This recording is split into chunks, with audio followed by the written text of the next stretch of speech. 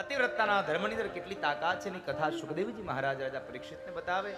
એ કથા આપણે બતાવ્યા બાદ ત્યારબાદ સુખદેવજી મહારાજ કહે છે કે રાજા, કરદમને ત્યાં જે 3 કન્યાઓ થઈ, દેવહૂતિ, આકૃતિ અને પ્રસૂતિ, એમાં જે પ્રસૂતિ નામની કન્યા છે એના લગ્ન દક્ષ પ્રજાપતિ સાથે થયા છે. દક્ષ પ્રજાપતિને 16 દીકરીઓ થઈ, એમાંથી એમણે 13 દીકરીઓ ધર્મની સાથે પરણાવી. આ ધર્મની આરે 13 શું કામે? ભાગવતકાર એમ કહે છે કે ધર્મ આપણો 12 મહિના હોવો જોઈએ, 12 માસ ધર્મ હોવો જોઈએ. તો 12 માસ ધર્મ હોવો જોઈએ તો 13 શું કામ એને? તો કહે છે ક્યારેક ક્યારેક આવો અપર મહિનો આવે, ક્યારેક ક્યારેક અધિક માસ આવે, એટલે 13 કન્યાઓ ધર્મને પરણાવી. ધર્મની પહેલી પત્ની છે શ્રદ્ધા. ધર્મમાં તમને શ્રદ્ધા હોવી જોઈએ સાહેબ. શ્રદ્ધા વગરનો ધર્મ, શ્રદ્ધા વગરની ભક્તિ આ દુનિયામાં નકામી છે. માટે તમને ધર્મની અંદર શ્રદ્ધા હોવી જોઈએ. ત્યારબાદ એક કન્યા પિતૃગણને પરણાવ્યા છે, એક કન્યા અગ્નિદેવને પરણાવ્યા, અને એક દીકરી જે ભવાની છે, સતી ભવાની, એ ભગવાન શિવને પરિણ્યા છે. કારણ દક્ષની ઈચ્છા ન હતી છતાં પણ દીકરી ભવાનીએ પોતાની મરજીથી એને ભગવાન શિવ સાથે લગ્ન કર્યા છે. પણ જેને ભગવાન શિવ સાથે લગ્ન કર્યા એ જ ભવાનીએ પોતાના બાપના ઘરે આવી અને અગ્નિમાં બળી મરી અને પોતાના દેહનો ત્યાગ કર્યો છે. આટલા શબ્દો સાંભળતાની સાથે જ પરીક્ષિતે પ્રશ્ન કર્યો, બાપજી, દીકરીને એવું તો કયું દુઃખ પડ્યું કે સસરાનું ઘર મૂકી બાપના ઘરે આવી અને બાપના ઘરે આવીને બળી મરી? એવું કયું દુઃખ? આ કથા મને જરા વિસ્તારથી કહો. સાંભળ રાજા, એક વખતના સમયે દક્ષ પ્રજાપતિને પ્રજાનો નાયક બનાવ્યો છે. સભા ભરાણી છે, પ્રજાના નાયકની તમામ વ્યક્તિઓ રાહ જુએ છે. અને એ સમયે ભગવાન શિવ બેઠા છે, બ્રહ્મા બેઠા છે, નંદી આદિ ગણો બેઠા છે. આ તમામ વ્યક્તિઓ એને રાહ જુએ છે. એમાં બરાબર દક્ષનો પ્રવેશ થયો. તમામ વ્યક્તિઓ ભગવાન એ દક્ષના સ્વાગત માટે ઉભા થઈ ગયા. પણ એ સમયે ભગવાન શિવ એટલે દક્ષના જમાઈ ઉભા ન થયા. દક્ષના જમાઈ ઉભા ન થયા. મૂળ કારણ એ હતું ભગવાનનું નજર, ભગવાનનું ધ્યાન નીચે હતું. એટલે એને ખબર ન હતી કે મારે ઊભું થવાનું છે. દક્ષ આવ્યા છે એને ખબર ન હતી, એટલા માટે થઈને ઊભા ન થયા. દક્ષની નજર પડી પોતાના જમાઈ ઉપર. એક તો અણમાનીતો જમાઈ હતો અને એમાંય એમણે ઊભા ન થયા એટલે અપમાન કર્યું. એટલે સત્તા ઉપર આવી, સિંહાસન પર આવી અને ભગવાન શિવ માટે ન બોલવાના શબ્દો બોલે છે. અને જ્યારે આમ પણ આ દુનિયાનો નિયમ છે સાહેબ, જ્યારે સત્તા મળે ને એ સત્તાની સાથે માણસને અહંકાર પણ આવે. લક્ષ્મી મળે, સંપદા મળે, એ સંપદાની સાથે અહંકાર પણ આવે. એટલે સમજો કે સંપદાની સાથે અહંકાર આવ્યું એટલે સંપદા થોડી ઘણી વાર છે. અને આપણે કહેવું પડે આનો ભાઈ ફલાણા ભાઈનો દસકો હતો. પણ જે માણસ એ અહંકારને છોડી દે છે એટલે એના ઘરની અંદર લક્ષ્મી વર્ષો સુધી સાહેબ, પેઢીઓ સુધી એ લક્ષ્મી ટકી રહે છે. જે માણસ અહંકારને છોડે છે. લક્ષ્મીજી સ્વયં કહે છે કે હું જ્યાં જાઉં છું ને ત્યાં અહંકારને સાથે લઈને જાઉં છું. એટલે મારે વધારે પડતો સમય ત્યાં રોકાવું નહીં. હું જ્યાં જાઉં છું ત્યાં અહંકારને લઈને જાઉં છું. મારે જાજો સમય રોકાવું ન પડે. અને એ સમય બરાબર દક્ષ પ્રજાપતિ પોતાના આસન ઉપર આવી ભગવાન શિવ માટે બોલે છે કે જેને આ પરિવારમાં, આ સમાજમાં કોનો આદર અને સત્કાર કરવો એની ખબર નથી, એને અહીંયા બોલાવ્યા કોને? એને અહીંયા લાવ્યું કોણ?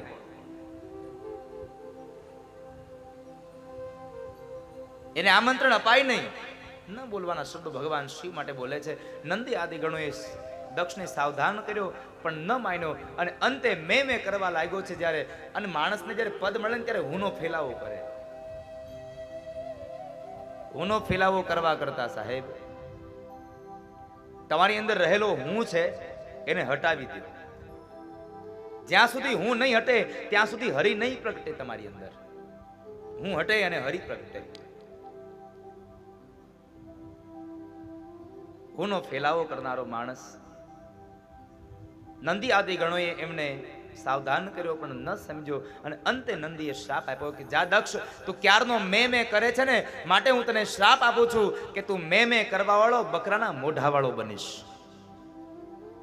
શ્રાપ મળી ગયો. થોડું વાતાવરણ ઉગ્ર બની ગયું એટલે ભગવાન શિવ તમામ વ્યક્તિઓને સાથે લઈ અને નીકળી ગયા, કૈલાસમાં ગયા. પણ કૈલાસમાં જઈને ભગવાને એક પણ વાત ભવાનીને ન કરી. ભવાનીને વાત ન કરી એમને.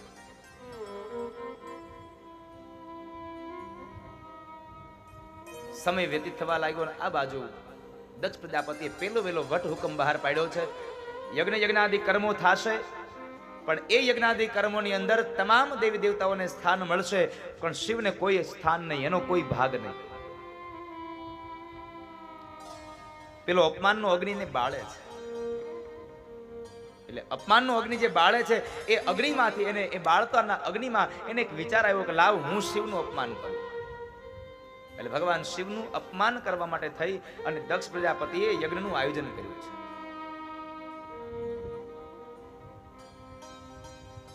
યજ્ઞનું આયોજન કરે છે. એ યજ્ઞના આયોજનમાં તમામ દેવી દેવતાઓને આમંત્રણ પત્રિકા આપવાની છે, પણ પોતાની દીકરીને અને પોતાના જમાઈને આમંત્રણ પત્રિકા ન આપી.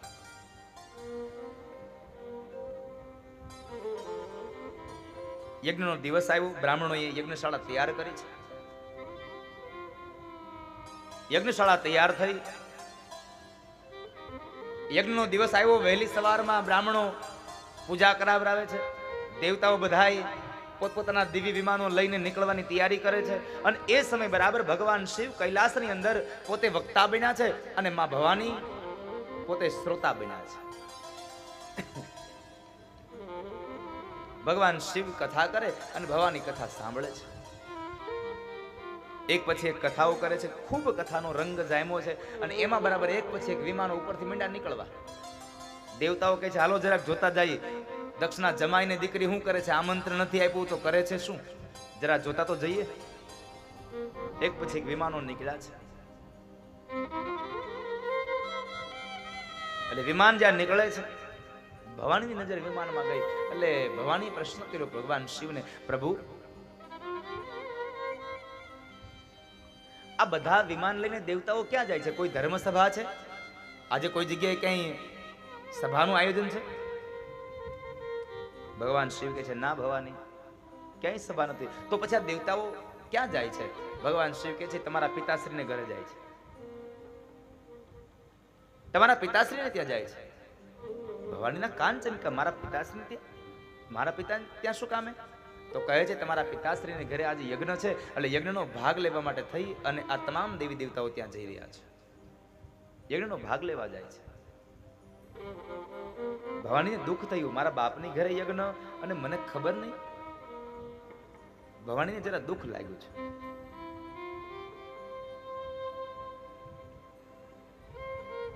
ભગવાન શિવને પ્રશ્ન કર્યો, પ્રભુ આપણને આમંત્રણ નહીં? ભગવાન શિવ કહે છે ભવાની, એમાં થયું છે એવું કે આ તમારા પિતાશ્રીએ યજ્ઞ કર્યો છે, પણ આ યજ્ઞ એક આમ મારું અપમાન કરવા માટે થયો છે. કારણ મારે તમારા પિતાશ્રી વચ્ચે થોડોક અણબનાવ બન્યો છે અને એ અણબનાવને લઈ અને તમારા પિતાશ્રીએ મારું અપમાન કરવા માટે આ યજ્ઞનું આયોજન કર્યું છે. એટલે તમામ દેવી દેવતાઓને આમંત્રણ મળ્યા છે, પણ આપણને આમંત્રણ નથી આપ્યું. ભવાની કહે છે પ્રભુ ચાલો ને, તમારે જો મારા પિતાશ્રી સાથે કંઈક ઝઘડો થયો હોય તો હું તમારા બેની વચ્ચે સમાધાન કરી દઈશ, પણ ચાલો ને મારા પિતાશ્રીના ઘરે યજ્ઞમાં જઈએ. ભગવાન કહે છે ના ભવાની, એમ ન જવાય. આમંત્રણ વગરનું ક્યાંય જવાય નહીં એમ. અરે પણ હું તમારા બેની વચ્ચે સમાધાન કરાવી દઈશ. ભગવાન ના પાડે છે. ભવાની, જે જગ્યાએ આવકાર ન હોય ને ત્યાં કોઈ દિવસ ન જવું. આવ નહીં આદર નહીં, નહીં નૈનું માં ને વો ઘર કબહુ ન જઈએ, ભલે કંચન વરસે મેઘ. એની ઘરે સોનાનો વરસાદ થાય તો એની ઘરે ભલે થયો, પણ જે આવકાર ન હોય ત્યાં ન જવું કોઈ દિવસ.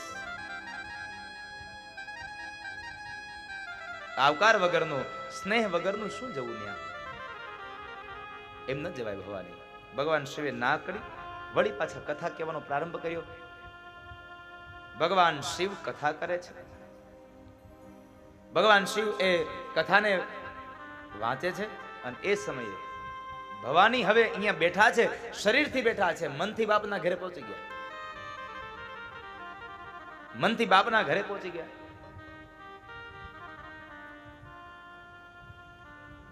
ભગવાન શિવ સમજી ગયા. કારણ ભગવાન શિવ કથા કરતા હતા ને તો એ સમયે નકર ભવાની એનો સામે પ્રત્યુત્તર આપતા હતા, સામો જવાબ આપતા હતા. અને આપણો પહેલાનો એક સમય હતો. હવે ધીમે ધીમે કદાચ ગામડામાં કોઈક એકાદા બે એવા વડીલ હવે રહ્યા હશે, નહીં તો પહેલાનો એક સમય હતો જ્યારે કથા વાંચતા ને તો એ કથાની અંદર ભટ્ટ બાપા કથા વાંચતા હોય અને બધા લોકો આજુબાજુમાં બેસી ગયા હોય ને બધા લોકો કથા સાંભળતા હોય અને એમાંય બરાબર જો સારો શબ્દ આવે ને એટલે એકાદા દાદા ત્યાં ભટ્ટજીની બાજુમાં જ બેઠા હોય એ તરત જ બોલે હરે નમઃ. આ હરે નમઃ એક દાદા જોરથી બોલે ને વારે વારે એટલે એનો ફાયદો થતો. શું કામ? એને ભટ્ટ બાપાને એમ થાય કે મારી કથા કોઈ સાંભળે છે, કોઈકને મજા આવી. અને બીજી વાત, આ સભામાં કોઈ હોઈ ગયું હોય તો એ ઉઠી જાય. બે ફાયદા થતા. હા, ઘણા તો કથામાં આવીને હોઈ જાય. એને બીજે નિંદર ન આવે ને અહીંયા આવે, કારણ કે અહીંયા એને ખબર છે અહીંયા કોઈ ઉઘરાણી આવશે નહીં, એટલે અહીંયા આવીને હોઈ જાય. અને પાછો આવે તો ખરો, ફોન હાવ ફ્લાઇટ મોડમાં મૂકી દે, એટલે એની ઉપાધિ નહીં.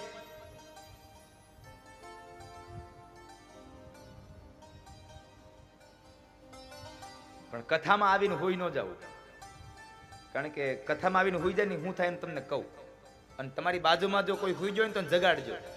શું કામ? એને જે માણસ કથામાં આવીને હોઈ જાય ને એ બીજા જન્મમાં સાપ બને છે, એરું બને.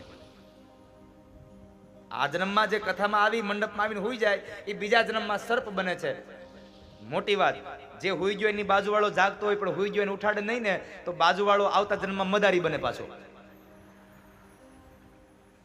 અને પછી તમે જુઓ મદારીનું કામ હું સર્પને જગાડવાનું, ઠોહા મારીને ઉઠાડે.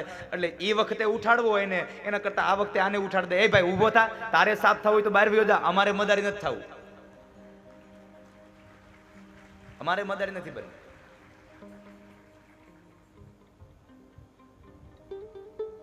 ભવાની મનથી બાપના ઘરે પહોંચી ગયા એટલે ભગવાન શિવ સમજી ગયા. એટલે ભગવાન કહે છે ભવાની એક કામ કરો, તમારે જો જવું હોય ને તો તમે જાઓ, હું નહીં આવું. ભવાની થયું લાવ હું મારા બાપના ઘરે જાઉં અને મારા બાપને જઈ અને મારા પિતાજીને સમજાવી દઉં ને એટલે આ બેયની વચ્ચે હું સમાધાન કરી દઉં. આ બેયની વચ્ચે હું સમાધાન કરી દઉં. અને એ સમય બરાબર ભવાની જવા માટે તૈયાર થયા. નંદી આદિ ગણો ગયા છે.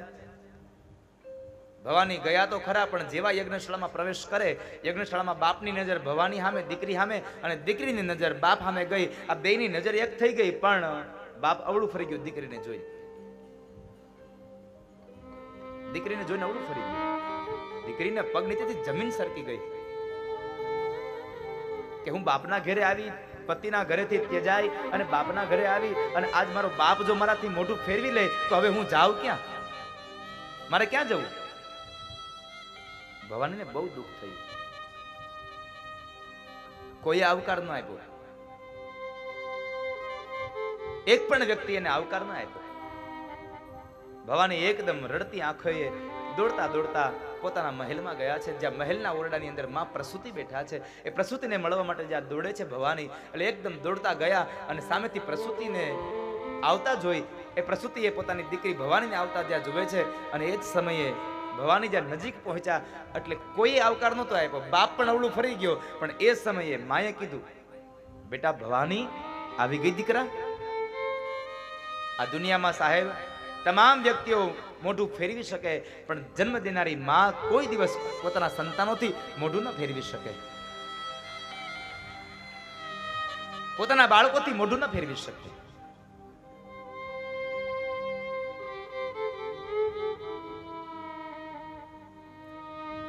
જે સંતો પધાર્યા છે,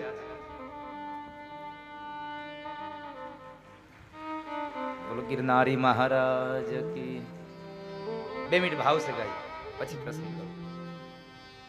નમો નારાયણ નામ, નમો નારાયણ, નમો નારાયણ નામ, નમો નારાયણ.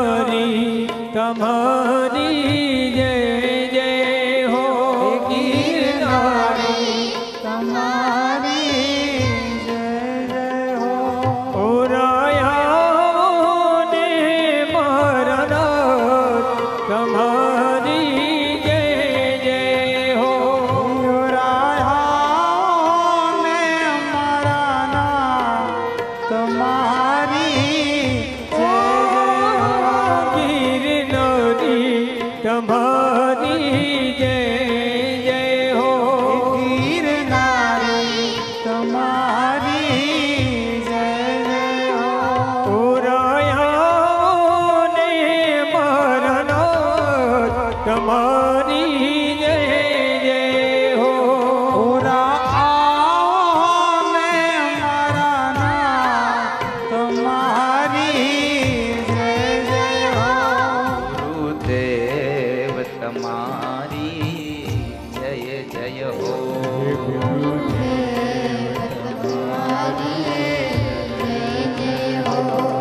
ગુરુદેવ તમારી જય જય હો ગુરુદેવ તમારી જય જય હો ઓ ભવનાથ તમારી જય જય હો ભવનાથ તમારી જય જય હો ઓ ગિરનારી તમારી જય જય હો ગિરનારી તમારી જય જય હો ઓ ગિરનારી તમારી જય જય હો હો ગિરનારી તમારી જય જય હો હે ગુરુદેવ તમારી જય જય હો ગુરુદેવ તમારી જય જય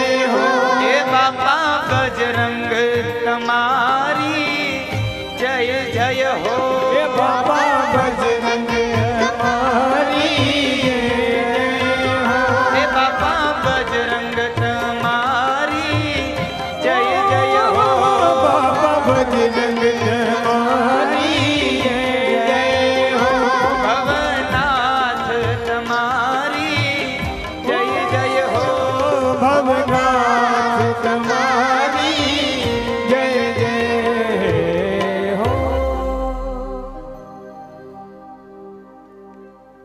તમામ વ્યક્તિઓએ મોઢા ફેરવી લીધા બાપ દીકરીને આવેલી જોઈ અને બાપ અવળું ફરી ગયો પણ એક માત્ર માં એવું પાત્ર છે કે કોઈ પણ પરિસ્થિતિ હોય તમામ વ્યક્તિઓ પોતાના મોઢા ફેરવી શકે પણ એક માત્ર માં એવી છે એ પોતાના સંતાનોથી મોઢા ન ફેરવી શકે માં પ્રસૂતિ આવકારે આપ્યો છે દીકરી ભવાની આવી ગઈ બેટા ભવાની આવી ગઈના શબ્દો સાંભળ્યા ને એટલે ભવાનીની આંખમાંથી ચોધાર અશ્રુની ધારા વહી ગઈ માની ગોદમાં મસ્તક રાખી અને ભવાની ખૂબ રડ્યા છે ભવાનીના માથા ઉપર હાથ ફેરવી અને એ સમયે માં પ્રસૂતિ કહે છે ભવાની રડાઈ નહીં દીકરા આ તો તારા બાપને ખરાબ બુદ્ધિ સુધી છે એટલે આવું કર્યું છે રડીશ નહીં તું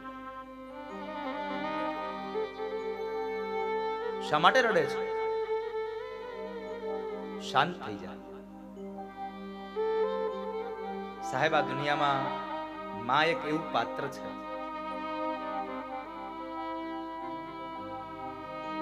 સમય બદલે એટલે તમામ વ્યક્તિ પોતાના રંગ બદલે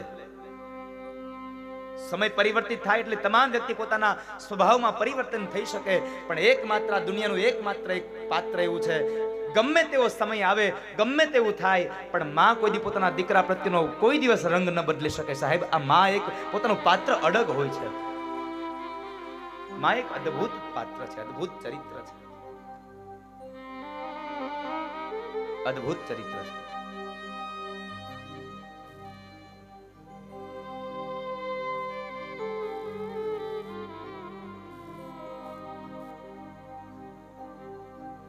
તમે જોજો ક્યારેક પ્રસંગમાં કેવું ગયા હોય ને પતિ પત્ની સાથે 2, 5, 7 વર્ષનું બાળક સાથે હોય, જ્યારે બાળક સાથે હોય અને એ બાળકના પિતાજીએ સરસ મજાનું સૂટ પહેર્યું હોય, એની માએ સરસ મજાની ભારે માલી સાડી પહેરી હોય, બાળકને પણ તૈયાર કરીને લઈ જાય,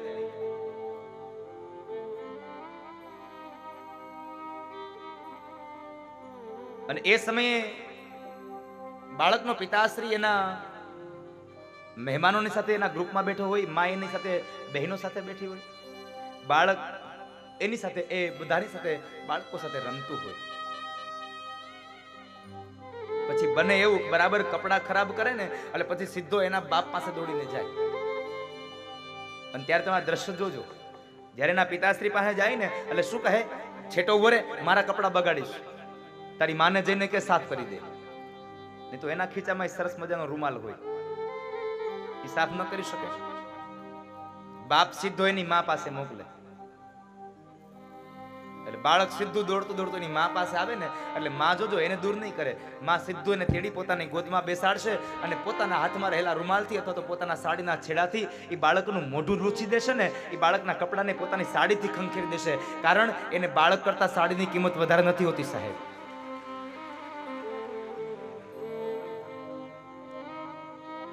બાળક કરતા એને સાડીની કિંમત વધારે ન હોય. એને માટે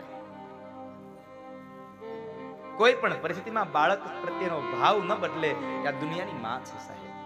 અને એટલા માટે હું માને એમ કહું છું કે માં છે એ મમતાના રસથી ભરેલું વટ વૃક્ષ છે. મમતાના ભરેલું એક રસનું વટ વૃક્ષ છે.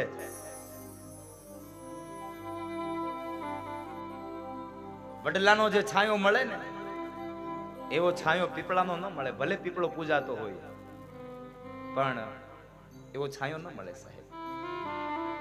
વડલાનો જે છાંયો હોય અદ્ભુત છે. એમ માની ગોદમાં જે શીતળતા મળે એ શીતળતા દુનિયામાં ક્યાંય ન મળે. અરે કદાચ તમે હિમાલયમાં કેમ નથી જતા, હિમાલયમાં જાઓ છતાં પણ તમને શીતળતા ન મળે સાહેબ.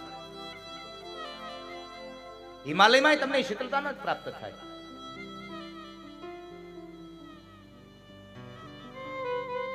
જે શીતળતા માની ગોદમાં મળે છે. કારણ કે માં એક મમતાનું રસથી ભરેલું વટ વૃક્ષ છે. માની ગોદમાં આવ્યા પછી બાળક નિર્ભય બની જાય. શેરીઓમાં રમતો હોય, કદાચ ભૂલ કરે અને કોઈક એને મારવા માટે દોડે, બીજી અન્ય જગ્યાએ જ્યારે બાળક સંતાઈ જાય ને તો એને ભય હોય કે મને કદાચ પકડાઈ જઈશ તો મારશે, પકડાઈ જઈશ તો મારશે. પણ જેવો એ દોડીને માની ગોદમાં આવે અને માં એને સાડીનો છેડો ઓઢાડી દે અને એ જ સમયે સાડીનો છેડો ઓઢાડાઈ જાય ને એટલે બાળક નિર્ભય બની જાય. કારણ આ દુનિયામાં એક કહેવત છે, માં મારે ખરી પણ કોઈ દિવસ કોઈને મારવા ન દે. એટલા માટે બાળક નિર્ભય બની જતો હોય છે. બાળક નિર્ભય હોય છે.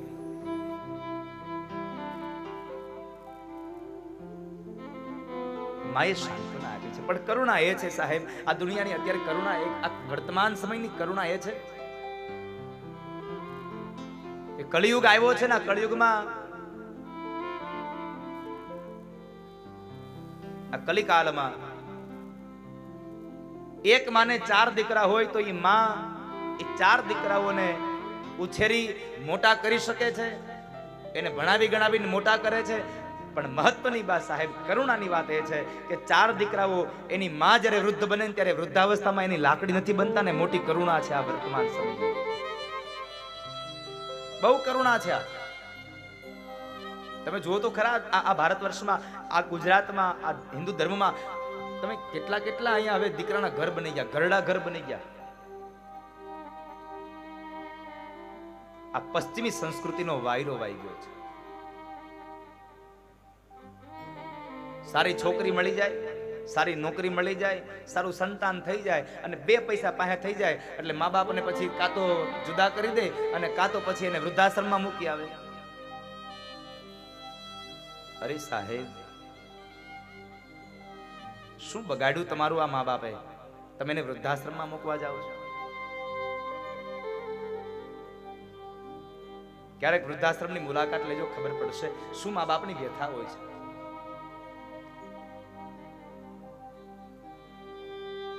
અરે વૃદ્ધાશ્રમમાં મૂકવા ન જાય તો વરહ દેમાં કે 2 વર્ષમાં નોખો થઈ ગયો હોય.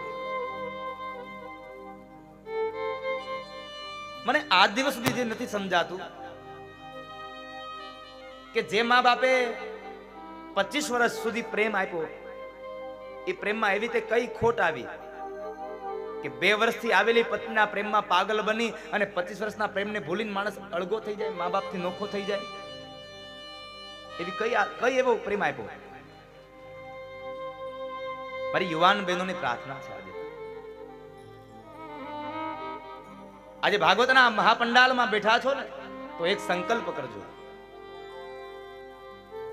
કારણ કે તમને બધાને, આપણને બધાને માવુંની ઈચ્છા હોય કે મારી વૃદ્ધાવસ્થા આવે ને ત્યારે મારો દીકરો અને મારા દીકરાની વહુ બે અમારી હારે રહે અને અમારી સેવા કરે. આ બધાની ઈચ્છા હોય. અત્યારની દરેક યુવાનો, દરેક યુવતીઓને ઈચ્છા હોય કે વૃદ્ધાવસ્થામાં મારો દીકરો મારી સાથે હોય, મારા દીકરાની પત્ની મારી સેવા કરતી હોય. આવી ઈચ્છા હોય. તો એક વાતને તમારી અંદર ઘડી રાખજો કે તમને જો તમારા દીકરાની સેવાની આટલી પડી છે ને, તમને તમારા દીકરા હારે રહેવાની આટલી પડી છે ને, તો એક વાતને ક્યારેય ન ભૂલતા, તમારો પતિ પણ કોઈકનો દીકરો છે, માટે એના મા બાપ ભેગો એને રહેવા દેજો. તમારો પતિ પણ કોઈકનો દીકરો છે, એના મા બાપે પણ સપનાઓ સેવાય હશે. મારો દીકરો અમારી વૃદ્ધાવસ્થામાં અમારી લાકડી બને.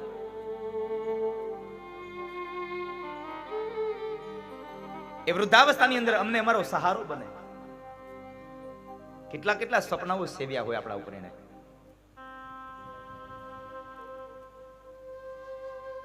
પણ કરુણા તો એ છે કે 2 વર્ષથી આવેલી પત્નીના મોહમાં એવો પાગલ બની ગયો હોય ને, મા બાપનીથી એ જુદો થઈ જાય.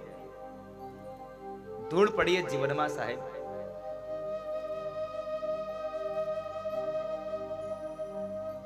આ દુનિયામાં તમે કોઈને રાજી રાખી શકો કે ન રાજી શકો, એની સાથે કોઈ લેવા દેવા ન રાખતા.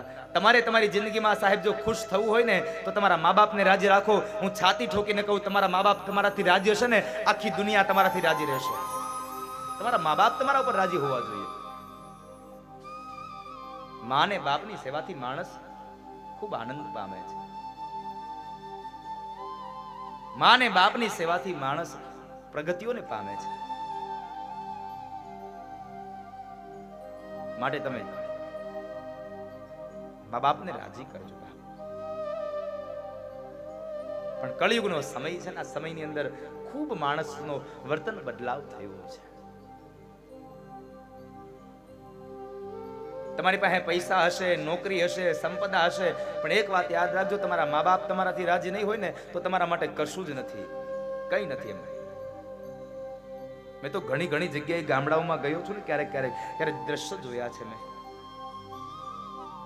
એક જ ફળિયાની અંદર સગો બાપ અને સગી માં દીકરાઓથી અલગ રહેતા હોય. એક ઓરડીમાં પતિ પત્ની એટલે કે વૃદ્ધ માં અને બાપા રહેતા હોય, અને એક ઘરની અંદર પોતે પતિ પત્ની રહેતા હોય.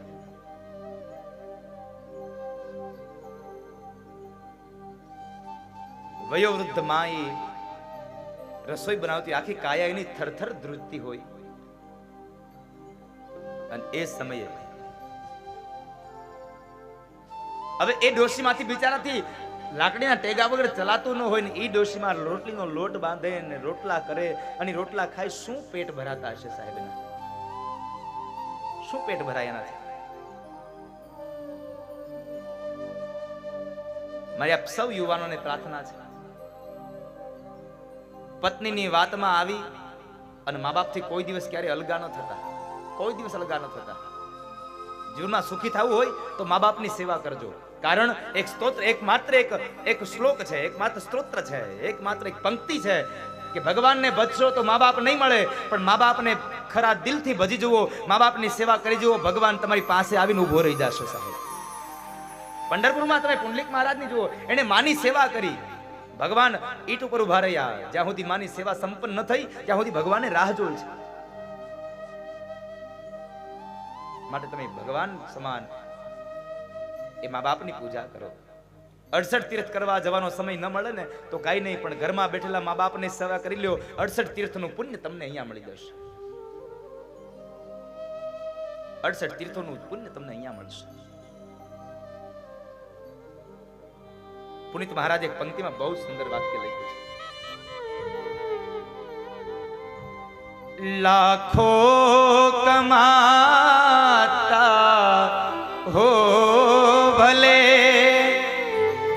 પણ મા બાપ જે થી નો ઠર્યા લાખો કમાતા હો ભલે પણ મા બાપ જેથી નો ઠર્યા લાખો કમાતા હો ભલે પણ મા બાપ જે થી ના ઠર્યા લાખો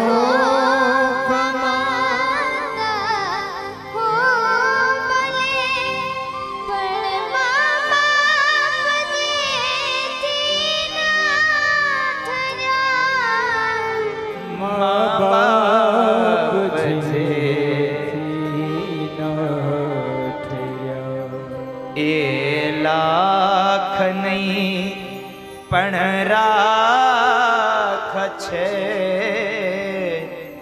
એ માનવું ભૂલશો નહીં ભૂલો ભલે બધું મા બાપને ભૂલશો અગણિત છે ઉપકાર એના એ હવીસરશો અગણિત છે ઉપકાર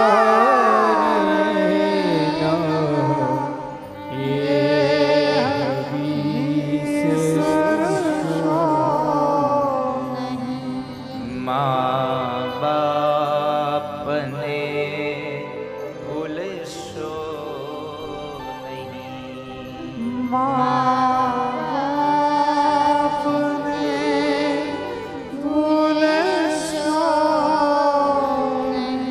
આ દુનિયામાં બધું ભૂલજો સાહેબ પણ મા બાપને ક્યારેય ન ભૂલશો કારણ આ દુનિયામાં બધી વસ્તુ વારંવાર મળે છે પણ એક વખત જિંદગીમાંથી માં ને બાપનો પ્રેમ વયો જશે ને જિંદગી ભર નહીં મળે સાહેબ મા બાપને પકડી રાખો કારણ કે આ દુનિયામાં ધન ખર્ચતા મળશે બધું પણ મા બાપ મળશે નહીં પલ પલ પુનિત ચરણોની ચાહના તમે કદી ભૂલશો નહીં એ પુનિત ચરણોની ચાહના ન ભૂલશો માએ આશ્વાસન આપ્યું બેટા ભવાની રડીશ નહીં દીકરા ભવાની માં પાસેથી ફરી પાછા ઉભા થયા યજ્ઞશાળામાં આવ્યા છે યજ્ઞશાળામાં આવી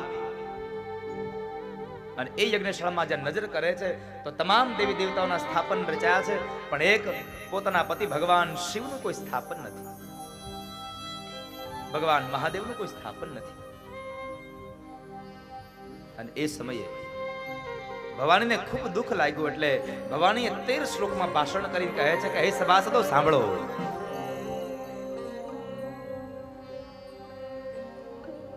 જેણે જેણે ભગવાન શિવની નિંદા કરી છે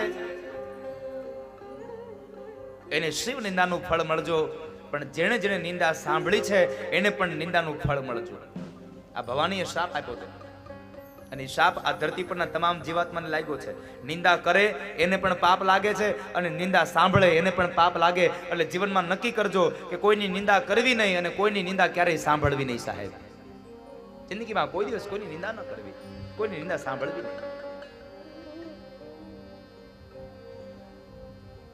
13 શ્લોકમાં ભાષણ કરીને અંતે ભવાનીના આંખોનો રંગ બદલી ગયો ક્રોધ આખા શરીરમાં વ્યાપી ગયો અને એ સમયે ભવાનીએ પોતાના જમણા પગના અંગૂઠામાંથી ક્રોધાગ્નિને ઉત્પન્ન કર્યો અને ક્રોધાગ્નિમાં ઉત્પન્ન કરી અને ભવાનીએ પોતાના દેહનો ત્યાગ કર્યો યજ્ઞશાળામાં બ્રાહ્મણોએ હાહાકાર મચ્યો છે બ્રાહ્મણો કહે છે દક્ષ ન થવાનું કૃત્ય થઈ ચૂક્યું છે અહીંયા ન થવાનું કર્મ થયું પણ એ સમયે પણ પોતાના સત્તાના અહંકારની અંદર દક્ષ બોલ્યો છે કે બ્રાહ્મણો દીકરી મરી ગઈ તો મારી મરી ગઈ મારો યજ્ઞ અધૂરો ન રહેવો જોઈએ યજ્ઞ પ્રારંભ કરો જ્યારે માણસને અહંકાર આવે ને ત્યારે સમજી લેવું કે હવે વિનાશ નજીક આવ્યો છે. આ દુનિયામાં નાશ થાય ને એ સારું છે, પણ આપણો વિનાશ થાય ને એ સારું નથી સાહેબ.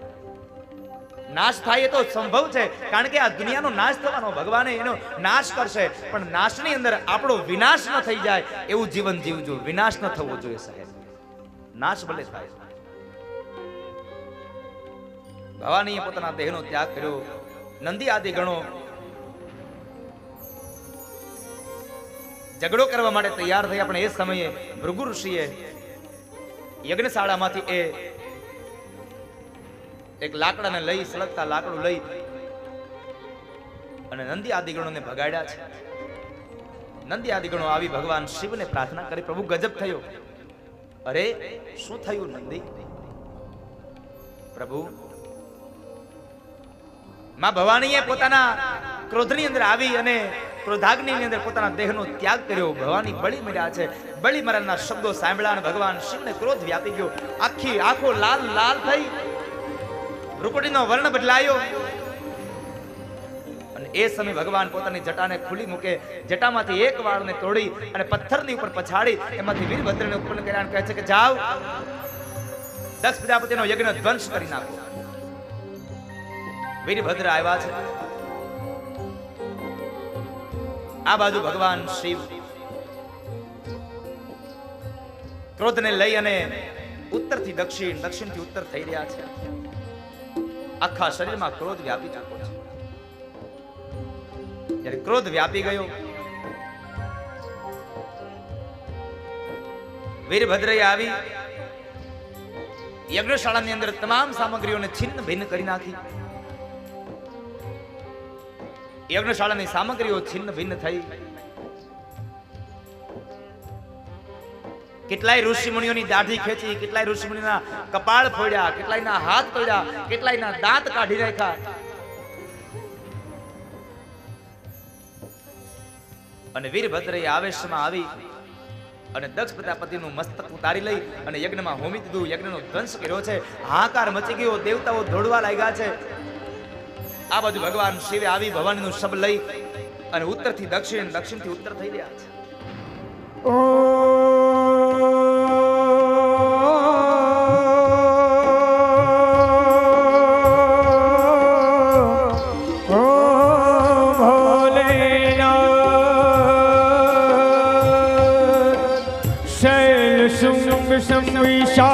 जटा झूठ चंद्र भाल गंग की तरंग भाल विमल नीर गाजे लोचन से लाल लाल चंदन की खोरी भाल कुमकुम सिंदूर गुलाल भ्रुकुटी बरसा जे मुंडन की कंठ माल वीर हृदय खुशाल स्फटिक भाल रुद्र माल हर दयाल राजे बम बम बम डमरू बाल बम बम बम बम बम बम बम बम बम बम बम बम बम बम डमरू बाल नाद वेद सरसुदार शंकर महाराज आज तांडव नाचे भोले महाराज आज तांडव नाचे भोलेनाथ भोलेनाथ भोलेनाथ जटाकटाह संभ्रम प्रमन निलिम्प निर्जरी विलोल बीच वल्लरी विराजमान मूर्धनि जगत जगत जगत जल ललाट पट पावके किशोर चंद्रशेखरे प्रति प्रतिक्षण मम धरा धरेन्द्र नंदिनी विलास बंधु बंधुरस दृगत दृगत संतति प्रमोद मान मानसे कृपा कटाक्ष धोरणी निरुद्ध दुर्धरापदि वचित दिगंबरे मनो विनोद में तु वस्तुनि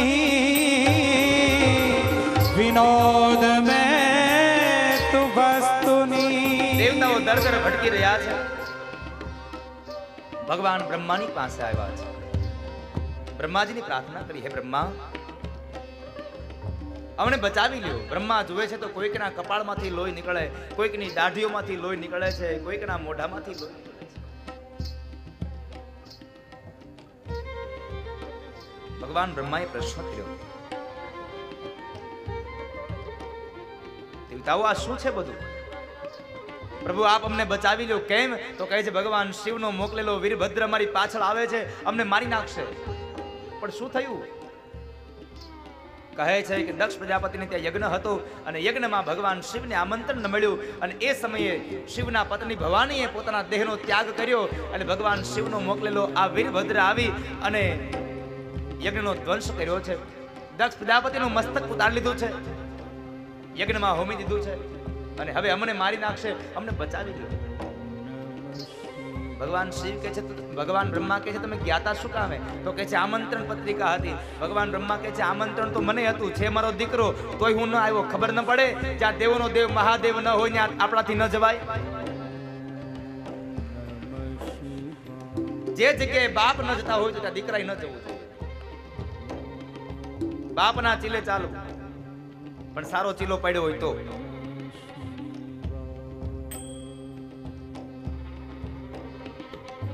પછી એ માવો ચોડતો હોય તો પાછો આપણે એના ચીલે ન ચાલો.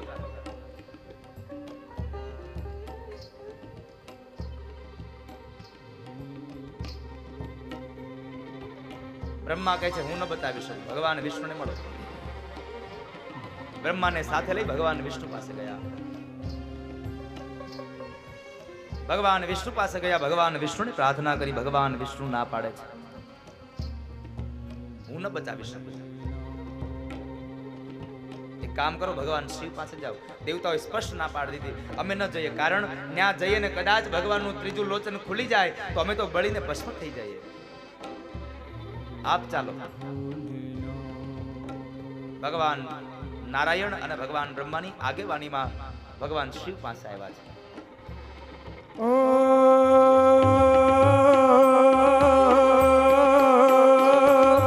आदि शिव ओंकार भजत हरत पाप भार निरंजन निराकार ईश्वर नामी गावत नवनिधि द्वार ओम पत महिमाया पार सर्जन संसार सार शंकर भारी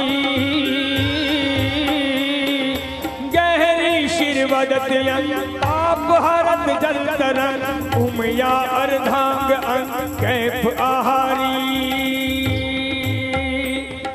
सुंदर मूर्ति समान हरदम जुग जोरी हार भजहु मन भीमनाथ शंकर भारी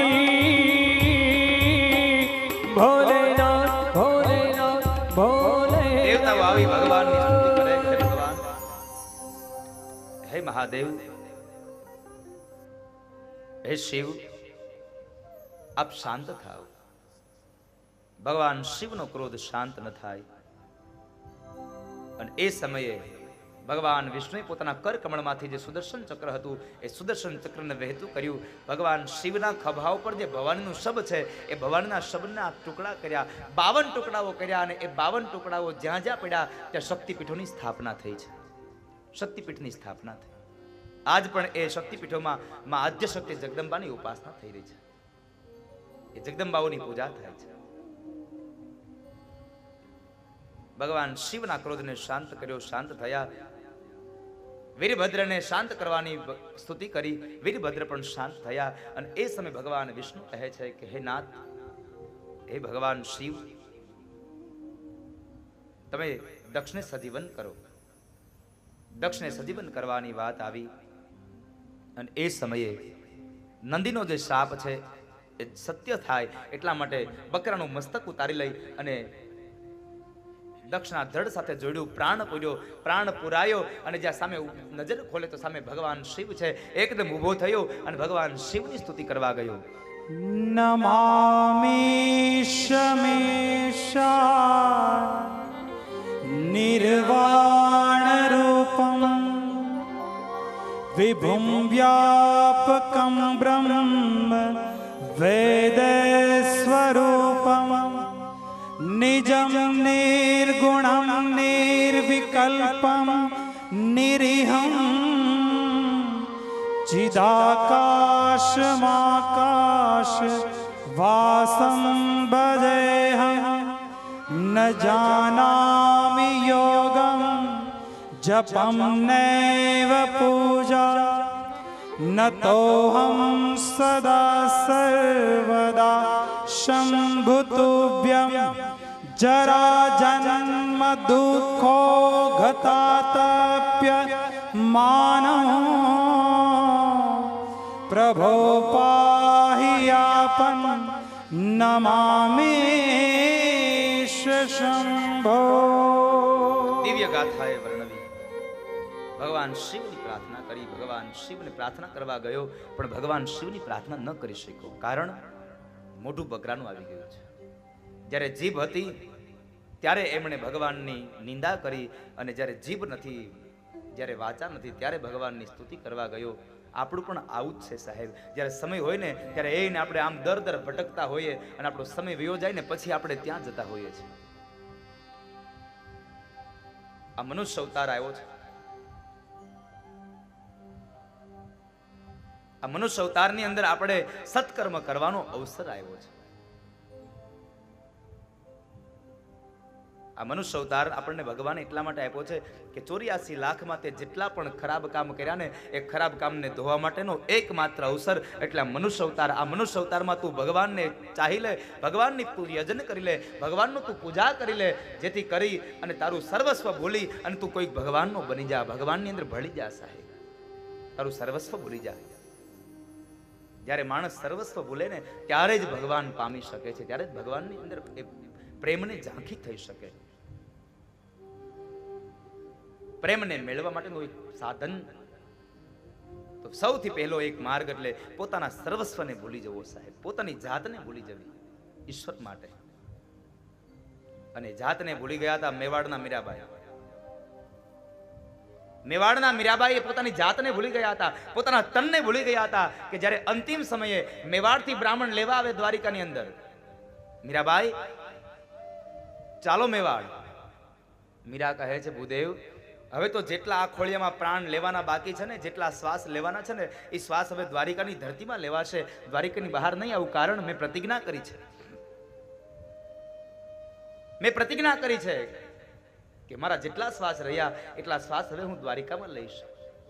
બ્રાહ્મણ પણ સામે હઠ કરીને બેઠા. અનશન એને પોતાના મેવાડની અંદર મીરાને લઈ જવા માટે બ્રાહ્મણ કહે છે મીરાબાઈ તમે નહીં આવો ત્યાં સુધી મારે અનજળ હરામ છે. અનજળનો ત્યાગ કર્યો. 7 દિવસના લાંઘણ લાગ્યા અને અંતે જ્યારે મીરાબાઈને થયું કે ભૂદેવ જો મૃત્યુ પામશે તો હું બ્રહ્મ હત્યાની અધિકારી બનીશ, એટલે બ્રાહ્મણને કહે છે ભૂદેવ એક કામ કરો, હું મારા નાથને પૂછતી આવું, જો મને રજા આપે ને તો હું તમારી સાથે મેવાડ આવવા માટે તૈયાર છું, હું તમારી સાથે આવવા માટે તૈયાર છું. અને અંતિમ સમયે સાહેબે મેવાડની મીરાબાઈ દ્વારિકાના જગત મંદિરની અંદર ભગવાન દ્વારિકાના નાથની મૂર્તિ સામે પગમાં ઘૂઘરા બાંધ્યા, એક હાથમાં કરતાલ અને એક હાથમાં એક તારો લઈ અને જ્યારે મીરાબાઈ નાચ્યા છે મેરો તો ગિરધર ગોપાલ દુસરો ન કોઈ, જાકે શિર મોર મુગટ સોહે સો મેરો પતિ હોય. ગિરધર ગોપાલનું જ્યારે નામ લે છે અંગ ઉપરથી વસ્ત્ર મીંડા પડવા અને જ્યારે હવે એનું શરીર માંડ્યું છે આમ ડોલવા અને જ્યારે શરીર પડવા જાય ને, શરીર પડ્યું નહીં ત્યાર પહેલા તો દ્વારિકાના નિજ મંદિરમાંથી એ મૂર્તિમાંથી ભગવાને હાથ લંબાવ્યા અને મીરાને આલિંગન આપી દીધું. મીરાને પોતાની અંદર સમાવી લીધી સાહેબ. જ્યારે પોતાની જાતને ભૂલી જાય, પોતાનું સર્વસ્વ ભૂલી જાય ત્યારે પરમાત્માની ઝાંખી થાય, ત્યારે પરમાત્માનું મિલન થાય, ત્યારે પરમાત્માની આનંદની અનુભૂતિ થાય. પોતાની જાતને ભૂલો સાહેબ. જાતને ભૂલાવવા માટે તો આવા મહાયજ્ઞો કરવા પડે છે. આ દુનિયામાં સત્યનું એકમાત્ર સાધન છે આ ભાગવત કથા. સત્યને મેળવવા માટેનું એકમાત્ર સાધન છે આવી ધર્મની ગાથાઓ, જ્યાંથી ભગવાન મળે, જ્યાંથી હરિ મળે છે, ઈશ્વરની પ્રાપ્તિ થાય છે, હરિનું નામ મળે છે સાહેબ, પરમાત્માના નામનો આશ્રય મળે. કેટલા સાધનો સાહેબ. એક વાત કહેતા મને ખૂબ આનંદ થાય છે. અત્યાર સુધી આપણે એક માનસિક વૃત્તિ હતી અને મારું માનવું હતું આવું. તમારા માટે મારો આ પ્રસ્તાવ, મારી આ વાણી, આ મારો એક શબ્દ તમારે સ્વીકારી લેવો એવું જરૂર નથી. અને હું અહીંયાથી જે કાંઈ મંતવ્યો રજૂ કરું ને એ મંતવ્યો કદાચ મારા વિચારો હોય છે, મારા મંતવ્યો હોય છે, એ તમારે લોકોને ગ્રહણ કરી લેવા આવું જરૂર નથી. એટલે કોઈએ દુઃખ ન લગાડી લેવું કે ભાઈ દાદાએ આવું કીધું, આવું ન હોય. અને આ તો સાહેબ મેં પાઘડી અહીંથી વેતી મૂકી છે, જેના માથામાં થાય એને પહેરવી, બાકી જવા દેવી. જરૂર નથી બધાને પાઘડી પહેરી લેવી. આ તો પાગ છે, જેના માથામાં આવે એને પહેરી લેવાની. જેને એમ લાગે કે આપણા જીવનમાં બરાબર છે તો રાખવી, નકર જવા દેવી. મેં ક્યાં તમને વેચાતી આપી છે ને તમે ક્યાં વેચાતી લીધી છે? આ તો મારા મંતવ્યો છે. વ્યાસપીઠથી રજૂ કરવાના મને વિચારો, એ રજૂ કરવાની એક અહીંયાથી મને સ્થાન મળ્યું છે, હું રજૂ કરું છું. તમને ગમે તો તમારે ગ્રહણ કરવા, નકર બીજે જવા દેવા. અત્યાર સુધી મારી માન્યતા આવી હતી કે હું આ જે કથામાં જે વર્ણવાય છે, કથામાં જે મળે છે, આવું બીજે ક્યાંય મળતું નથી હોતું. પણ સાહેબ મેં ગઈકાલે અનુભવ કર્યો કે અત્યાર સુધી મને એમ હતું કે 3 કલાક જે ઓલા બંધ ઓરડામાં કરીને પૂરી દે છે ને ટોકીજમાં, ત્યાં બીજું કાંઈ મળતું નથી. પણ ગઈકાલે મને એક ગુજરાતી એક ફિલ્મ ખૂબ સરસ, રેવા પિક્ચર, તત્વમસી, એટલે ધ્રુવ ભટ્ટના એ તત્વમસી નામના પુસ્તકમાંથી એક શોધેલી એક કહાની, એક માત્ર એક પંક્તિમાંથી, કાવ્યમાંથી શોધેલું એક પદ, અને માં નર્મદા ઉપર જે આખી એક આસ્થાનો એક કેન્દ્ર ઊભું કર્યું, માં નર્મદાને, એ રેવાને. અને એ જે એક લઘુ કથા, હું એને કહીશ પિક્ચર ને, એને લઘુ કથા કહીશ સાહેબ મારી ભાષામાં. મારી આ વ્યાસપીઠને લઘુ કથા, નાની એવી એક કથા બનાવી છે પરેશભાઈ વોરાએ.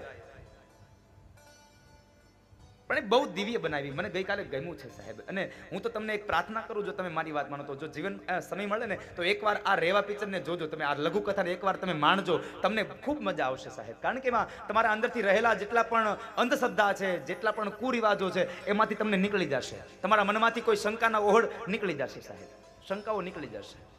બહુ સુંદર કથા બતાવી છે.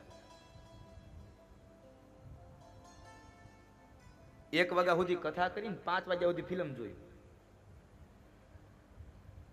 અને તોય પાછા સવારે 8:30 પાછા પધરામણી મૂક્યા. તમે હાર્યા હતા કા? તમે તો વહેલા ઉઠ્યા હતા ને 6 વાગે.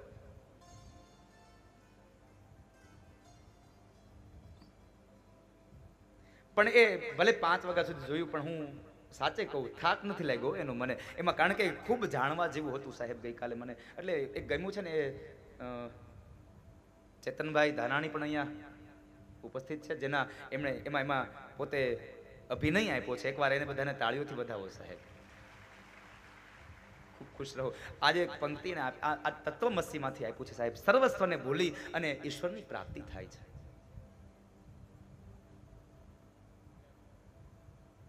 જ્યારે જીભ હતી ત્યારે એણે ભગવાનનો નિંદા કરી, જીભ નથી ત્યારે ભગવાનના ગુણાનુવાદ ગાવા ગયો, અને અંતે ગુણ ન ગાઈ શક્યો. એટલે શું થયું? તાળીઓ પાડીને ભગવાન શિવની પૂજા કરી. એટલે તેદુનું આયલું આવે. હજી આપણે શિવ મંદિરે જાય તો તાળીઓ મંડીએ વગાડવા. તમારે તાળીઓ વગાડવાની જરૂર નથી. ત્યાં જઈને ભગવાને જીભ આપી છે, સારી એકાદ 2 સ્તુતિ કરી લેજો સાહેબ, 2 મંત્રો ગાઈ લેજો. એ મંત્રોના નાદથી તમારું જીવન દિવ્ય બનશે, તમારું જીવન પવિત્ર બનશે, તમારા વિચારો પવિત્ર બનશે.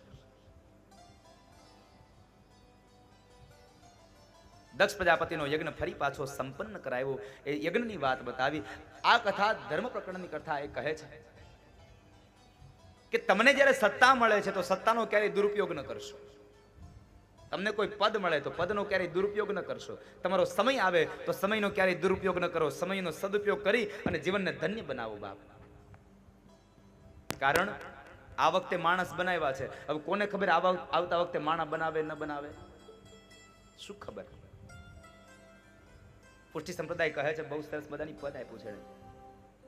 હવેલી સંપ્રદાયનું એક પદ છે, એક પંક્તિ છે, બહુ સરસ મજાની પંક્તિ છે. એટલે કહેવું ગમે કે આ વખતે આ માણસ બન્યા છે, પછી કોને ખબર. એટલે શું કહે છે કવિ? આવો જીવનમાં લાવો ફરી કદી ન મળે, આવો જીવનમાં લાવો ફરી કદી ના મળે. હે આવો જીવનમાં લાવો ફરી ફરી ન મળે. આવો જીવનમાં લાવો ફરી ફરી ના મળે. વારે દેહ ફરી ન મળે. વારે વારે માનવ દેહ ફરી ના મળે. વારે વારે માનવ દેહ ફરી ન મળે. વારે વારે માનવ દેહ ફરી ના મળે. ફેરો લખ રે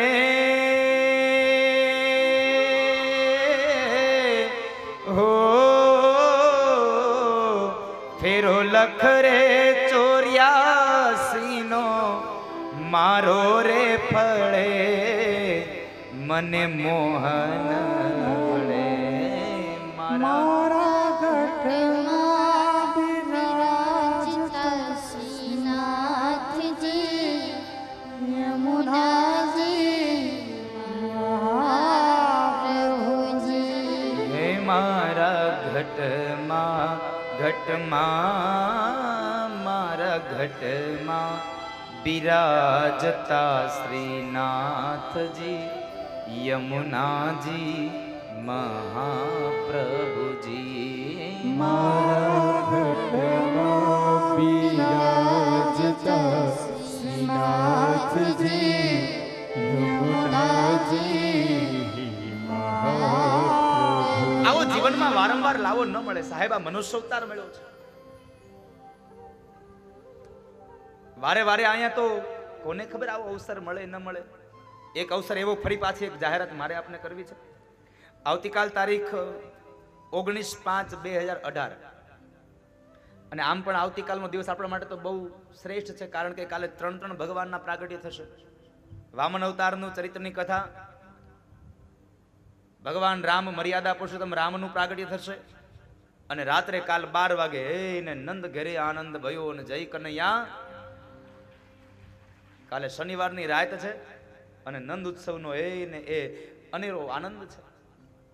નંદ ઉત્સવમાં ભેટ આપવાની હોય. ખબર છે તમને? ભગવાનનો જન્મોત્સવ ઉજવાય ને એટલે વધામણી હોય, એટલે ભેટ આપવાની હોય. એટલે ભેટ માટે આવતીકાલે અમે એક આયોજન કર્યું છે અને આ ભેટ બહુ દિવ્ય છે. આવતીકાલે તારીખ 19/5/2018 ના રોજ સ્વામી શ્રી નિર્દોષાનંદ બાપુ એની હોસ્પિટલ, જે માનવ સેવા હોસ્પિટલ ટીંબી છે, ધોળા પાસે ટીંબી, એના લાભાર્થે બ્લડ ડોનેશન કેમ્પ એટલે કે રક્તદાન શિબિર અહીંયા રાખ્યું છે. આ દુનિયામાં તમામ વસ્તુ બનાવવા માટેની ફેક્ટરી છે, પણ લોહી બનાવવા માટેની ફેક્ટરી કોઈ સાયન્સે હજી સુધીમાં બનાવી નથી. એ તો મારો હરી ઈચ્છે ને તો તમે ખાવ એમાંથી લોહી બને, બાકી નકર લોહી બને નહીં. ભગવાનની કૃપા હોય તો શરીરમાં લોહી બને.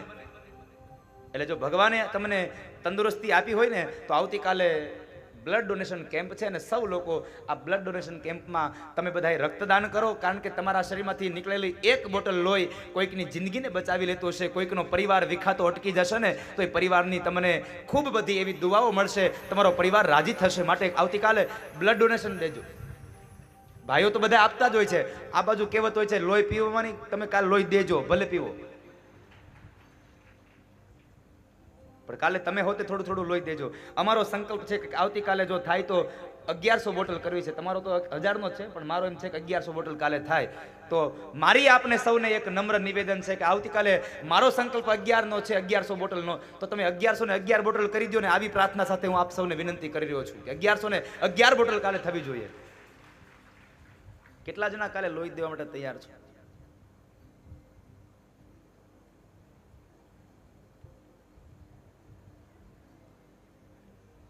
આ બાજુ તો નકરા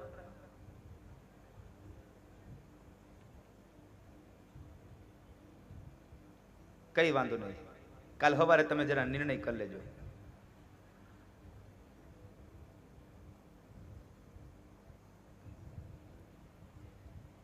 આંગળી ચીંધ્યાના એ પુણ્ય હોય સાહેબ. આપણે લોહી નો દે કઈ નહીં, કોકને જાહેરાત કરવી, બ્લડ ડોનેશન કેમ્પ છે અહીંયા, તારે લોહી દેવું હોય તો આવી જાહેરાત કરીએ ને તોય પુણ્ય મળે.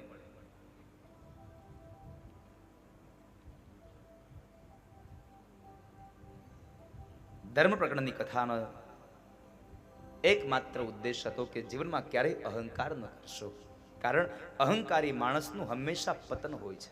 ત્યારબાદ અર્થ પ્રકરણની કથા, ધ્રુવ ચરિત્રની કથા કે મનુ મહારાજના બે દીકરા ઉત્તાનપાદ અને પ્રિયવ્રત રાજા. એમાં ઉત્તાનપાદના દીકરા જે 5 વર્ષનો ધ્રુવ છે, બાપની ગોદમાં બેસવા માટે આવે છે, પણ બાપ એને જ્યાં બેસાડવા જાય ત્યાં સુરુચિએ આંખો કાઢી બેસાડતા નહીં. ખબરદાર, બેસાડ્યા છે તો અને ન બેસાડશો. ધ્રુવજી મહારાજને અપર માએ કવેણ બોલ્યા છે, ન બોલવાના શબ્દ બોલ્યા. એટલે ધ્રુવજી મહારાજ રડતા રડતા એની મા પાસે, સુનીતિ પાસે ગયા અને મા સુનીતિએ પ્રશ્ન કર્યો, બેટા શું થયું? તો કહે છે, અપર માએ મને કવેણ બોલ્યા. કહે છે, હું પિતાશ્રીની ગોદમાં બેસવા ગયો તો એમ કહે છે કે પિતાશ્રી, તારે તારા મહારાજની ગોદમાં બેસવું હોય તો જંગલમાં જા, ભગવાનને ભજ, અને ભગવાન તને મળે તો એને એમ કહેજે કે તને મારા પેટથી જન્મ આપે, પછી તું મહારાજની ગોદમાં બેસી શકે. સુનીતિ કહે છે, બેટા આમાં ક્યાં ખોટું કહ્યું છે? આમ પણ આપણા સાચા પિતા તો ભગવાન જ છે, તારા સાચા પિતા તો ભગવાન જ છે, આમાં ક્યાં ખોટું છે કઈ? અને ધ્રુવજી મહારાજ માને વંદન કરીને કહે છે, માં તો જો મારા સાચા પિતા ભગવાન હોય તો મને આપ આશીર્વાદ, હું ભગવાનને મેળવવા માટે જાઉં. ધ્રુવજી મહારાજ ભગવાનને મેળવવા માટે મધુવનમાં જાય છે. માર્ગની અંદર દેવર્ષિ નારદ સામા મળ્યા છે. નારદને નમ્યા એટલે નારદને ગમ્યા છે. નારદે પ્રશ્ન કર્યો, બાળક ક્યાં જાય છે બેટા? ભગવાનને મેળવવા. નારદના તો કાન ચમકી ગયા, આટલું નાનું બાળક 5 વર્ષનું અને ભગવાનને મેળવવા. નારદે કસોટી કરી કે તને લાગે છે ભગવાન મળશે? અને બાળકે જવાબ આપ્યો છે. નારદના આમ વાત જવા દો, રોમે રોમમાં આનંદની અનુભૂતિ થઈ. બાળક એમ કહે છે કે મહારાજ, ઘરેથી નીકળતાની હારે આવા તમારા જેવાના સદગુરુના દર્શન થયા છે ને, એટલે હવે મને ભરોસો છે, મને ભગવાન મળીને જ રહેશે. જ્યારે સદગુરુના દર્શન થાય ત્યારે ભગવાન મળીને રહે છે. આપણે સંતોના દર્શન કરવા જવું પડે, એના બદલે આપણે કેટલા ભાગ્યશાળી છો. વિચાર કરો, સંતો સામે ચાલીને આપણને દર્શન દેવા આવ્યા છે. સંત સમાગમ દુર્લભ ભાઈ. સંતોનો સંગ, સંતોના દર્શન થવા બહુ દુર્લભ હોય છે. પણ આપણે તો આજે આ મારુતિ ધૂન મંડળે આવો મહાયજ્ઞ કર્યો. આ મહાયજ્ઞની અંદર આ સંતો પધાર્યા છે, પાવન પગલા કર્યા છે, અને એ સમયે આપણને દિવ્ય દર્શન આપી. અને આપણો તો આજનો ભાવ સુધરી ગયો સાહેબ, આપણો તો દિવસ સુધરી ગયો. ભલે ને ગમે આખો ભાવ ન લાગે કઈ નહીં, પણ તમને એમ તો થયું ને કે આજ મારો દિવસ સુધરી ગયો. એક સાથે આટલા સંતોના દર્શન, કેટલા સંતોના દર્શન થયા. ધ્રુવજી મહારાજની વાત નારદને ગમી એટલે નારદે દ્વાદક્ષરી મંત્ર આપ્યો. એ દ્વાદક્ષરી મંત્રને લઈ અને ધ્રુવજી મહારાજ જંગલમાં જાય છે. જંગલની અંદર જઈ અને 1 મહિના વ્રત કર્યા.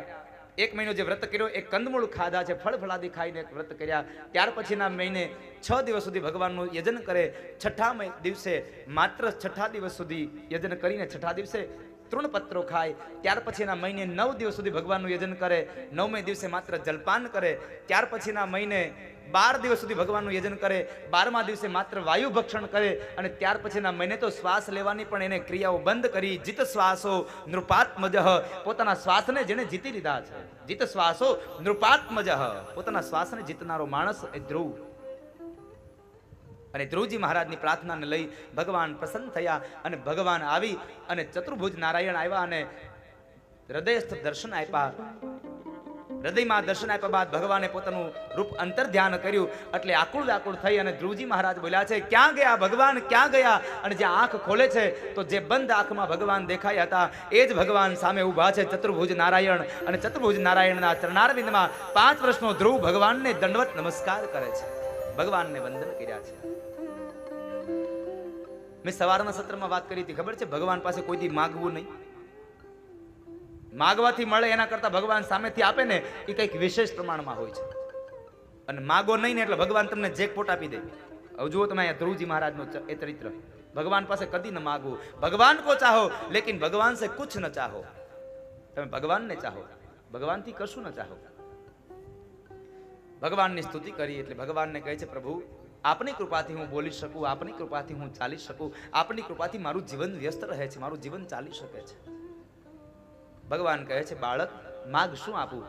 ધ્રુવજી મહારાજ મૌન રહ્યા. એટલે ભગવાન કહે છે, બાળક તારી જે મનની ઈચ્છાઓ છે ને એ હું જાણી ગયો છું. એટલા માટે હું તને આપું છું કે તારે જે તારા પિતાશ્રીની ગોદમાં જે બેઠો હતો, જે રાજગાદી પર તારા પિતાશ્રી બેઠા હતા, અને એ રાજગાદીના તારા પિતાશ્રીની ગોદમાં તારે બેસવું હતું ને, તો સાંભળી લે, તારો પિતાશ્રી જે રાજગાદી પર બેઠો હતો એ જ રાજગાદી પર હું તને બેસાડું છું, એ રાજગાદીનો હું તને રાજા બનાવું છું. અને 1 વર્ષ માટે નહીં, 2 વર્ષ માટે નહીં, 36,000 વર્ષ માટે હું તને રાજા બનાવું. જો વિચાર કરો, માગ્યું નહીં એટલે શું મળ્યું? 36,000 વર્ષનું રાજ્ય મળ્યું. નકર માગ્યું હોત તો શું માગત? મને મારા પિતાશ્રીની ગોદમાં બેસવા મળે, આટલું. પણ ના, એને એ માગ્યું ને એટલે 36,000 વર્ષનું રાજ્ય મળ્યું. આટલાથી ભગવાને ઊભું નથી રાખ્યું. બીજું કહ્યું કે બાળક, 36,000 વર્ષનું રાજ્ય ભોગવ્યા બાદ જ્યારે તારું મૃત્યુ આવશે ત્યારે તને મારું દિવ્ય વિમાન લેવા આવશે. આ બીજો જેકપોટ. ન માગ્યો એટલે બીજો મોક્ષનો ભગવાને પાર્ષદોને મોકલવાની વાત કરી. અને ત્રીજી વાત કહે છે કે બાળક, તને મારું દિવ્ય વિમાન લેવા તો આવશે, પણ સાથે સાથે હું તને આકાશ મંડળની અંદર અવિચલ પદ આપું છું અને સપ્તર્ષિઓ તારી પરિક્રમા કરતા હશે. હવે વિચાર કરો, માગ્યું નહીં, આ 3 જેકપોટ લાગી ગયા. અને આપણે માગીએ એટલે 2 લાખની લોટરી નથી મળતી આપણને. માટે ઈશ્વર પાસે કદાપી ન માગો. ભગવાન કો ચાહો લેકિન ભગવાન સે કુછ ન ચાહો. ઈશ્વર પાસે કશું ન માગો. ધ્રુવજી મહારાજને વચન આપી, આશીર્વાદ આપી ધ્રુવજી મહારાજ નીકળ્યા છે. કચવાતા મને ઘરે આવ્યા, ભગવાન મળ્યા, પણ માગવીતી મુક્તિને મગાઈ ગયા બંધન. ઘરે આવીને અપરમાને વંદન કર્યા, સુનીતિને વંદન કર્યા છે. સમય વ્યતીત થયો. ધ્રુવજી મહારાજને રાજગાદી સોંપી દઈ અને ઉત્તાનપાદ રાજા સુરુચિને લઈ અને નીકળી જાય છે. આમ જોવા જાવ ને તો આધ્યાત્મિક અર્થમાં આ ઉત્તાનપાદ એટલે એનો અર્થ એવો થાય જેના પગ ઉપર હોય અને મસ્તક નીચે હોય. તો આ જગતનો તમામ જીવાત્મા ઉત્તાનપાદ છે. કારણ અત્યારે આપણા મસ્તક ઉપર છે ને પગ નીચે છે. જ્યારે માના ઉદરમાં હતા ને ત્યારે મસ્તક નીચે હતા અને પગ ઉપર હતા. જીવ ઊંધો લટકતો હોય છે. એટલે દરેક જીવાત્મા ઉત્તાનપાદ છે. 2 રાણી, સુરુચિ અને સુનીતિ. સારું સારું ખાવું, પહેરવું, ઓઢવું, હરવું, ફરવું, આપણી સુરુચિ. અને સુનીતિ, આ નીતિ કોઈને વાલી ન હોય અને સુરુચિ બધાને વાલી હોય.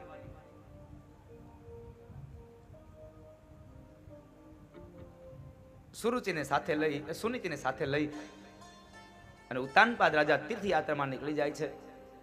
ધ્રુવજી મહારાજે શિશુમાર પ્રજાપતિની ભ્રમી નામની કન્યા સાથે લગ્ન કર્યા.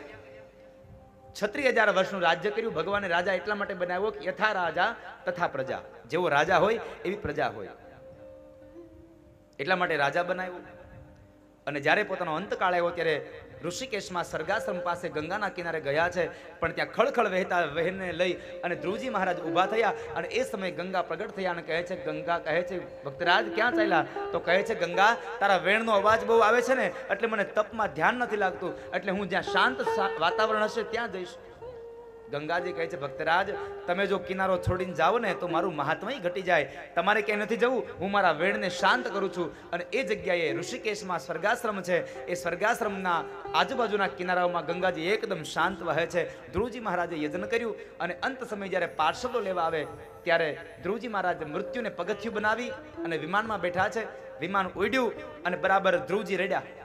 પાર્ષદોએ પ્રશ્ન કર્યો, ભક્તરાજ કેમ રડો છો? તો કહે છે, મારી માં ન હોય ને મારે નથી આવવું. અને પાર્ષદો કહે છે, ભક્તરાજ, તમારા જેવા દીકરાને જે જન્મ આપે ને એ દીકરાની માને તો પેલા સ્વર્ગ મળે. આગળના વિમાનમાં નજર કરો, તમારી માતા સુનીતિને લઈ અને પાર્ષદો જઈ રહ્યા છે. દીકરા સારા થાય ને તો સ્વર્ગ અપાવે, અને ધુંધુકારી જેવા થાય ને તો સ્વર્ગ મળ્યું હોય ત્યાંથી ઉપાડી નરકમાં નાખે. પણ દીકરા ધ્રુવ બનાવવા કે ધુંધુકારી બનાવવા એ બધી વાત બહેનોના હાથમાં છે. કારણ સંસ્કારનું સિંચન માં કરે છે. એટલે માની અંદર જો સંસ્કાર નહીં હોય તો દીકરાઓમાં સંસ્કાર નહીં આવે. અને તમે જુઓ, દીકરાઓમાં સંસ્કાર આવે છે. પહેલાનો આપણો સમય હતો કે પહેલાના સમયમાં જ્યારે ગર્ભની બાળક હોય ત્યારે સારા સારા પુસ્તકો વાંચતા, એટલે બાળકો એ ભક્તિમય બનતા. અત્યારે આપણા ઉદરમાં બાળક હોય ને આપણે મોબાઈલમાં ગેમ રમતા હોય એટલે ઓલો છોકરો આવે હજી 2 મહિનાનું થાય અને મોબાઈલ નો જો છાનોય નો રહે. એને મોબાઈલ જો તો જ છાનો રહે. ગર્ભની અંદર રહેલા બાળકમાં ખરાબ અસરો ન પડે માટે હે માતાઓ, આપ સૌને મારી પ્રાર્થના છે, આપ સંસ્કારોનું સિંચન રાખજો. અને બહુ શોર્ટમાં એક કહેવત છે કે કૂવામાં હોય ને તો અવેડામાં આવે. માની અંદર સંસ્કાર હોય તો દીકરામાં સંસ્કાર આવે, બાળકોમાં સંસ્કાર આવે, નકર બાળકોમાં સંસ્કાર નહીં આવે. એટલે ધ્રુવજી મહારાજનું ચરિત્ર બતાવે છે કે ભગવાનને ભજવાની કોઈ ઉંમર નથી હોતી, અને ભગવાનને ભજવા તો પૂર્ણ ભાવથી ભજવા, જેથી કરી અને ભગવાન મોક્ષ ગતિ આપી દે, ભગવાન મુક્તિ આપે, પોતાનું નિજ ધામ આપે. આવી કથા સાથે ચતુર્થ સ્કંદની પૂર્ણાહુતિ કરી અને પંચમ સ્કંદની કથા પ્રવેશ કરાવે. પણ પંચમ સ્કંદમાં પ્રવેશ કરીએ ત્યારે પેલા મહાપુરુષોના આપણે આશીર્વાદ લઈ લઈએ અને થોડા મહેમાનો પણ આવ્યા છે એટલે મહેમાનોના સ્વાગત પણ કરી લઈએ. અમારે લક્ષ ટીવી ચેનલના માલિક વસંતભાઈ ઠુમર આવ્યા છે. આપણી તાળીઓ આપણે ખાલી નહીં જવા દઈએ. કઈ આવ્યા છે તો કઈ મફત થોડા જવા દેવું અમે, બરાબર ને ભગત? અહીંયા અમે કીટ લેવાના છીએ. લખાવી છે ને આપણે? કેટલી લખાવી છે? હું કહું એટલી 1 2 3. એટલે છોકરાઓ ક્યાં ગયા? આ વસંતભાઈ ની આપણે કીટો લખવાની છે, લખી નાખો. 11 કીટ લખી નાખો ને. 11 લખો. મને જ કીધું છે પછી મારે શું કામ થોડી રાખવી જોઈએ? એટલે 11 કીટ લક્ષ ટીવી ના માલિક વસંતભાઈ ઠુમર થી આવી છે. એકવાર જોરદાર તાળીથી વધાવો એને. આવો આયોજક પરિવારને કહીએ કે સંતોના સ્વાગત કરીએ, સંતોના આશીર્વાદ લેવડાવે અને ત્યારબાદ હવે નૃસિંહ પ્રાગટ્યની કથાની ઓર જશું. આપણે પંચમ ષષ્ઠમ સ્કંદના 2 અધ્યાયની કથાઓને વર્ણવીને સીધા આપણે એને નૃસિંહ પ્રાગટ્યમાં જશું. આજે તો ફ્લાઇટમાં મારે તમને બેસાડવા છે હમણાં. બોલો ભાગવત ભગવાન કી